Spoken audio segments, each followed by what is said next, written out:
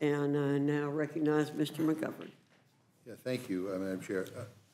Mr. Comer, there are some D.C. residents in the room right now. I assume they're D.C. residents. They all have free D.C.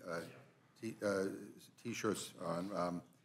But I presume that they're here, at least in part, to stand up for D.C.'s right to spend its own money. The Senate already passed a bill to fix this. Can you tell them why we have not acted yet? I can't answer that. I support D.C. spending its own money. That has nothing to do with the legislation we're presenting today. But I've said publicly I believe Washington should spend their own money, and that was something that passed out of the Appropriations Committee. So it had nothing to do with the Oversight Committee. But I support Washington spending their own money. Well, that's good news, and since it's your conference that's holding this up, maybe you can, since you're you focus a lot of attention on it, you might be able to put in a good word to say release the money. Okay. I will. I appreciate that. Chairman Comer, if the right to vote is a defining privilege of American citizenship, which I think you've said in the past, do you support granting the American citizens who live in D.C. voting representation in Congress? They have a delegate in Congress, Ms. Norton. She's on the Oversight Committee, a good member. But she doesn't have the same influence that everyone else does in terms of her ability to vote on things. I mean, her vote counts on the Oversight Committee as much as everyone else. That's what I'm here to speak on, is the Oversight Committee. She's a member in good standing on the Oversight Committee. So would you favor me giving you the same power she has and putting you in that category? That has nothing, with all due respect, has nothing to do with the legislation we're doing today. If allowing non-citizens to vote undermines the voice of D.C. residents, does Congress repealing a law enacted by locally elected D.C. government undermine the voice of D.C. residents? I don't think that has anything to do with the legislation where we're saying illegal aliens can vote in local elections. What? Yeah, well, I mean, Los Angeles has nothing to do with what we're talking about here today, and that was the, and the chair of this committee opened up with comments on that, and others have talked about that as well. Representative Lynch, what are your thoughts on non-citizen voting?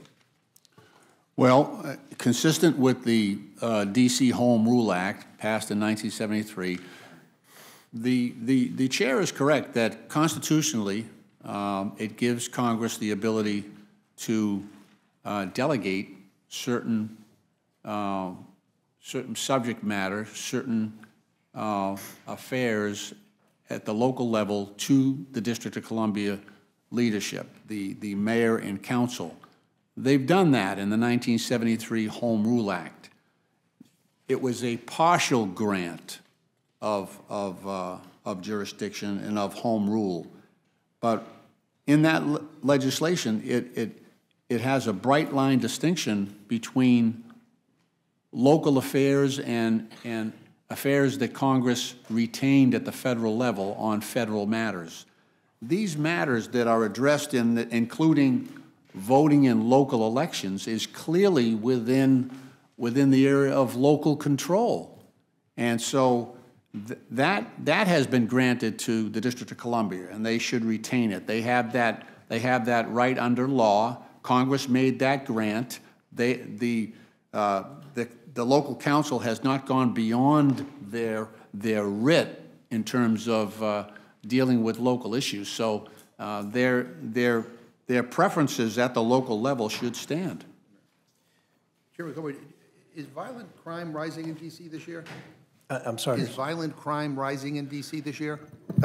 It seems like it is. But do you know?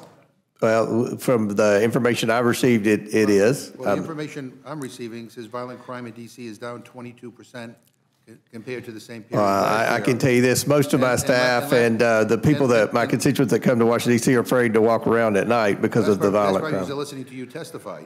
But last year, violent crime in D.C. reached an over 30-year low. So, that again goes back to what I said before, is why it's so important to release the money that Congress is withholding from D.C.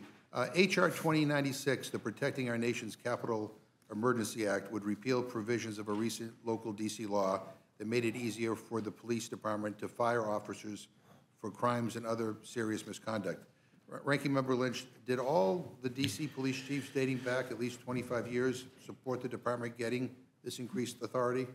Absolutely. There have been, I've been on this committee for 24 years, and we've had a number of police chiefs during testimony before the committee asked to retain or obtain that very power. So that's something that the local DC police chief has requested of this committee. And I'm going to ask unanimous consent to enter into the record a letter from DC Mayor Muriel Bowser opposing H.R. 2096. The mayor said that H.R. 2096 would, quote, reverse common sense disciplinary reforms adopted by the district to the sole benefit of those few Metropolitan Police Department officers who engage in egregious, sometimes criminal misconduct and seek to evade accountability, close quote. Without objection, is that okay? Yeah. Without objection, Yeah. Mr. McGovern. And just the final thing I want to say, I don't think we should be referring to the District of Columbia as property. That's like a throwback to an era in this country that I think we all look at with great shame. And I, for one, believe that the hardworking people of the District of Columbia who pay their taxes like everybody else in this country, deserve a hell of a lot better than they're getting. And with that, I yield back.